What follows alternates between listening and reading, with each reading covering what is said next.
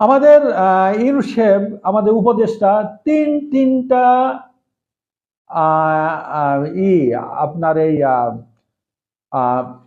Port বিদেশিদের কাছে দিয়ে দিছে, কিন্তু আমাদের দেশের কোন রাজনীতিবিদরা, আমাদের দেশের কোন বুদ্ধিজীবীরা, আমাদের দেশের কোন দেশপ্রেমিকরা, আমাদের দেশের কোন দল কেউ ইউনুসেফের মুখের উপর কথা বলেন, কারণ উনি মহাজ্ঞানী এবং উনি একজন নোবেলজয়ী।